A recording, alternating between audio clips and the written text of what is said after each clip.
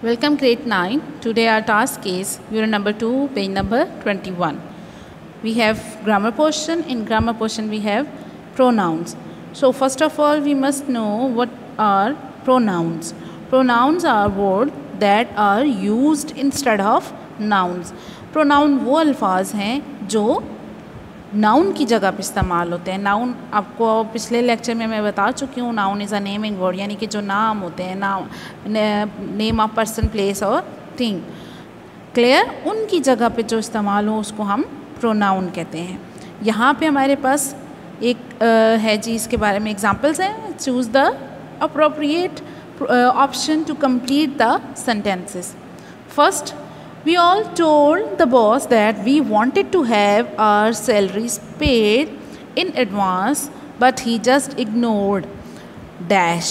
अब यहाँ देखें बच्चों, पहले इस चीज़ का ख्याल करें कि पहले सेंटेंस को अंडरस्टैंड करें कि उसमें किसकी तरफ रेफ़र किया गया, किसकी तरफ जो है वो इशारा किया गया. अब यहाँ देखें कि किस को उसने इग्नोर किया. उसने सैलरीज़ को इग्नोर किया है, उसने वी को इग्नोर यानी कि हमें इग्नोर किया. तो बेसिकली उसने सैलरी की बात सुन के वी को इग्नोर किया. यानी कि अब एक चीज़ ये होगी, हमें यहाँ पता चल गया कि ये वी को इग्नोर कर रहा है, लेकिन साथ हमने ये देखना है कि हमें नंबर तो पता चल गया कि वो वी है. किसकी जगह पे आएगा वो भी हमें पता चल गया, लेकिन साथ हमने केस देखना है. केस होता है बच्चों कि आया कि सब्जेक्टिव केस है, ऑब्जेक्टिव केस है, पोजेसिव केस है या रिफ्लेक्सिव केस है. तो बेसिकली सेंटेंस के एंड में एक तो आता है ऑब्जेक्टिव केस, लेकिन साथ साथ हमने ये चीज़ का ख्याल करना है कि यहाँ सिंपल ऑब्जेक्टिव केस है या कोई पोजेसिव है या कुछ. तो ही जस्ट इग्नोर्ड. अब वी का सब्जेक्टिव केस अस होता है. सो ही जस्ट इग्नोर्ड अस. हम आप सेंटेंस पढ़ें. ही जस्ट इग्नोर्ड वी भी नहीं हो सकता है. ही जस्ट इग्नोर्ड आर भी नहीं हो सकता. ही जस्ट इग्नोर हिज. यहाँ तो नंबर का भी फ़र्क है. नंबर यानी कि ये प्लूरल है, वी प्लूरल है, और हिज जो है वो आपके पास सिंगुलर है. तो एक तो ये भी यहाँ से भी पता चल गया कि ये यहाँ यूज़ नहीं हो सकता. दूसरा, ये कौन सा केस है, ये और ये पोजेसिव केस है. क्लियर? इसलिए हमने इन चीज़ों का ज़रूर ख्याल करना है कि आया कि वो क्या चीज़ सेंटेंस में मांगी गई है. सेंटेंस को अंडरस्टैंड करके उसके अकॉर्डिंग हमने प्रोनाउन उठाना है. Clear? when the man asked me how I had got his address, I told him that I was given it by a relative of him. यानी ये भी सब्जेक्टिव ऑब्जेक्टिव केस है. तो यहाँ पे क्या आएगा? हिम. देखिए, I was given it by a relative of me नहीं. अब रिलेटिव ऑफ मी यानी कि मेरे ही रिश्तेदार मुझे उसका रिज़ल्ट तो एड्रेस तो नहीं बता सकता. उसके रिश्तेदार ने हमें उसका एड्रेस बताया. तो यहाँ बाय रिलेटिव ऑफ हिज नहीं, by a relative of him. He भी नहीं हो सकता, ही तो है he subjective case. Clear? Third है, although no one in the room seemed to follow dash said by the speaker, he never intended to simplify his language. Although no one, अब यहाँ no one ये infinitive कहते हैं pronoun. Indefinite pronoun, sorry. Indefinite pronoun बच्चों वो होते हैं जिसमें किसी स्पेसिफिक चीज़ को हाईलाइट ना किया गया हो. नॉन स्पेसिफिक नाउन्स की तरफ इसमें इशारा होता है, उसकी तरफ. अब यहाँ देखें ऑप्शन क्या है. Anything, anybody, nothing, anyone. अब यहाँ नो वन था. Although no one in the room seem to follow dash said by, यानी कि जो कहा गया है स्पीकर से. तो जो कहा गया है यानी कि कुछ बातें कही गई होंगी, तो जब बात होगी तो उसके लिए हम एनीथिंग यूज़ करते हैं. क्लियर? नथिंग नहीं, एनीबॉडी तो होता ही लिविंग थिंग्स के लिए, यानी कि, और एनीवन भी लिविंग थिंग्स के लिए आ जाएगा. यहाँ चीज़ बातें लिविंग तो नहीं है ना, इसलिए यहाँ पे एनीथिंग आएगा. क्लियर? नंबर 4 है, I hope you will enjoy yourself at the reunion party this weekend because I won't be able to be there dash. अब वो अपना बता रहा है. आई won't be able to be there. यहाँ देखें, my self, mine, one self, your self नहीं। Sentence में कह रहे कि मैं वो खुद वहाँ नहीं हूँ, जब वो अपनी बात, अपना रिफ्लेक्सिव केस, इन्हें रिफ्लेक्सिव केस कहते हैं। तो वो आई का रिफ्लेक्सिव केस, वो अपने बारे में बात कर रहे हैं ना, तो आई का रिफ्लेक्सिव केस होता है माई सेल्फ, इसलिए इसकी एक्यूरेट ऑप्शन क्या है, myself. Clear? We decided to do all the cooking dash instead of hiring a catering company for the party. We decided to do all the cooking.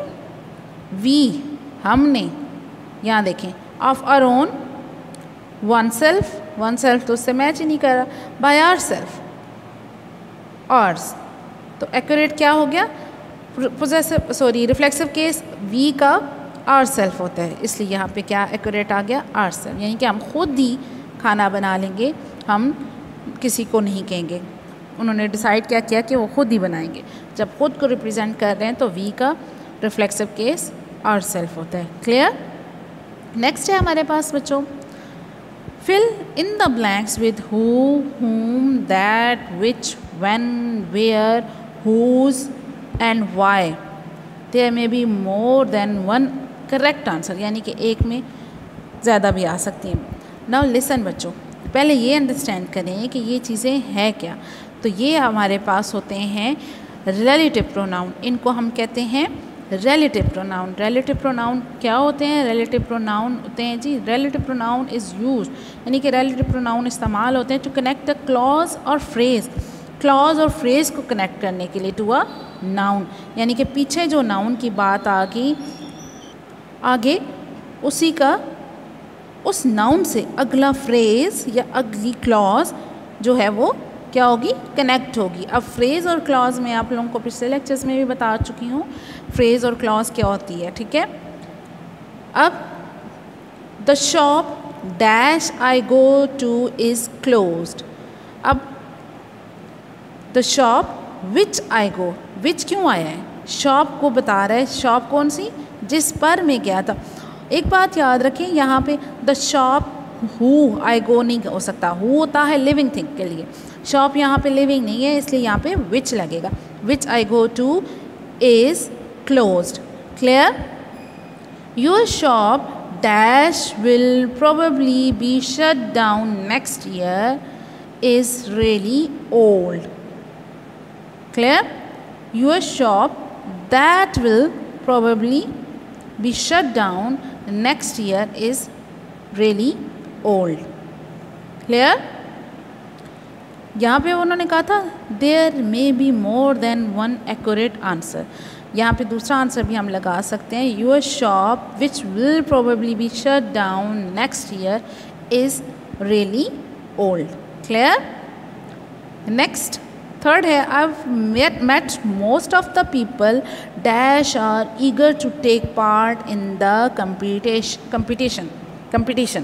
अब competition में जो हिस्सा लेने वाले हैं, यानी कि I've met most of the people. अब people which हम नहीं लगा सकते, मैंने अभी आपको बताया है कि which लगता है नॉन लिविंग के लिए, तो which और who का यूज़ तकरीबन सेम है, सिर्फ फ़र्क ये है कि which नॉन लिविंग थिंग्स के लिए या एनिमल्स के लिए और हु जो है वो पर्सन्स के लिए लगता है, ठीक है। The people who are eager to. Clear? Who यहाँ पे क्या है, people. Do you know the reason dash our offer was rejected. यहाँ रीज़न पूछी गई है, यानी कि क्वेश्चन मार्क आ गया, तो क्वेश्चन किस चीज़ से रिप्रेजेंट होगा, वाई से। वेयर तो हो नहीं सकता, यहाँ पे वेयर होता है जब जहाँ पे जगह या किसी ऐसी चीज़ के बारे में पूछा जाए, डेट के बारे में, तो यहाँ पे वो रीज़न के लिए हमेशा वाई आता है। Do you know the reason why our offer was rejected. Clear? Fifth है, do you remember the town dash you were born in.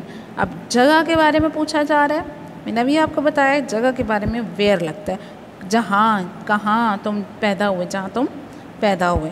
Clear? Next page number 22 पे आते हैं।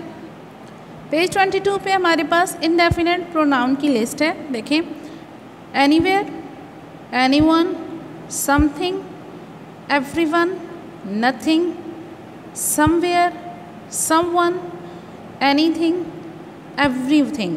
क्लियर? अब ये इंडेफिनिट प्रोनाउन यहाँ से सेंटेंसेस हैं हमारे पास, हम उन्हें पढ़ के अंडरस्टैंड करके उसके अकॉर्डिंग लगाएंगे, ठीक है? एक चीज़ का ख्याल रखें, जिनके साथ वन आएगा, जिनके साथ बॉडी आएगा, वो सारे आपके पास सिंगुलर के तौर पे यूज़ होते हैं, ठीक है? बाकी सेंटेंस में यूज़ पे डिपेंड करते हैं। क्लियर? नेक्स्ट है जी, फर्स्ट वन है, can't you here that dash is knocking on the door. Can't you here that dash is knocking on the door. मैं आपको पहले बता चुकी हूँ, इंडेफिनिट प्रोनाउन जो होते हैं वो non specific person, place, object, इन चीज़ों की तरफ रेफ़र करते हैं, ठीक है? वो नॉन स्पेसिफिक यानी कि हमें पता नहीं होता किसके बारे में बात की जा रही है। बाज़ दफ़ा जब हम किसी फॉर एग्ज़ाम्पल अली का नाम लिखते हैं और उसकी नेक्स्ट सेंटेंस में हम अली की जगह ही लिखते हैं, तो हमें पता है ही हमने अली की जगह पे यूज़ किया। लेकिन यहाँ समवन, समथिंग, एनीवन, ये जो वर्ड्स होते हैं इंडेफिनिट प्रोनाउन, इनका हमें पता नहीं होता हमने किस स्पेसिफिक चीज़ को रेफ़र किया है, ठीक है? किसकी जगह पे यूज़ हो। यहाँ ये जर्नल नॉन स्पेसिफिक होते हैं। तो दैट समवन इज़ नॉकिंग, कोई भी यानी कि उस पर नॉक कर रहा है। Clear?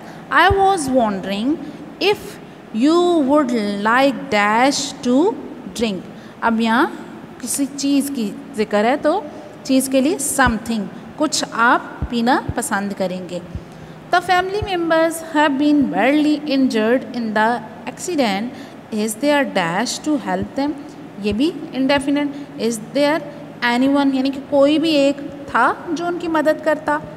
Seema has just checked the internet, however she couldn't find the article anywhere। यानी कि उस पूरे इंटरनेट पे उसने चेक किया, उसे कहीं भी आर्टिकल नहीं मिला। Clear? Unfortunately this plant is already dead and there is dash we can do about it। यानी कि अब ये फोत हो चुका है, मर चुका है ये प्लांट, हम अब कुछ भी नहीं कर सकते, तो नथिंग यानी कि कुछ भी नहीं। नेक्स्ट पे आ जाते हैं जी, underline the pronoun in each sentences below, circle the antecedent. अब सबसे पहले ये देखें कि एंटीसीडेंट होता क्या है। एंटीसीडेंट होता है is a word that is used for that antecedent is a word for which a pronoun stand, यानी कि जिसकी जगह पर प्रोनाउन यूज़ होता है उसको हम एंटीसीडेंट कहते हैं। क्लियर? एग्जाम्पल करते हैं, आपको क्लियर हो जाएगा। Saima walked to the park. She enjoyed jumping on the trampoline। अब इसमें देखें प्रोनाउन कौन सा है? she। अब ये she किसकी जगह पे यूज़ हुआ है? साइमा की जगह। तो यहाँ साइमा क्या है? इसका एंटीसीडेंट। जिसकी जगह पर प्रोनाउन यूज़ हो उसको हम कहते हैं एंटीसीडेंट। ये इसका प्रोनाउन और ये इसका antecedent. Clear? Shama loves to walk on the beach. She watches the sunset often। यहाँ पे she प्रोनाउन और किसकी जगह पे यूज़ हुआ है? शमा की जगह, तो शमा इसका antecedent. Daud enjoyed playing basketball.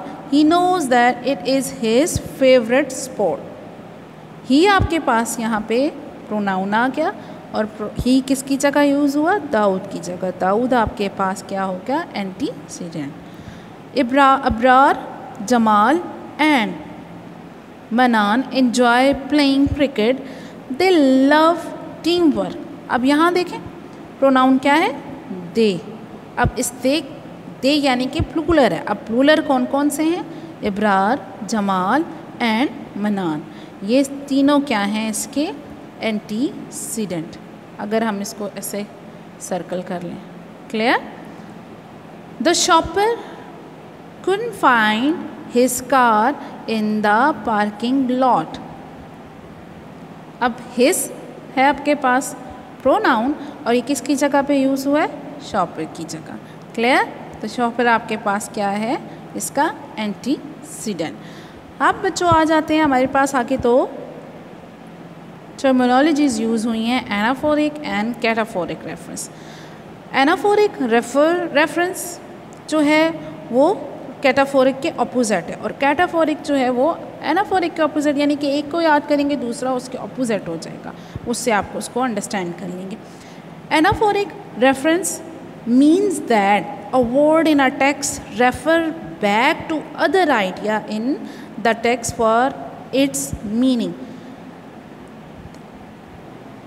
इसमें बच्चों होता ये है कि इसमें फॉर एग्ज़ाम्पल आगे आने वाला प्रोनाउन जैसे ये है, ये आपको रेफ़र बैक करेगा अपने आइडिया की तरफ, अपने नाउन की तरफ।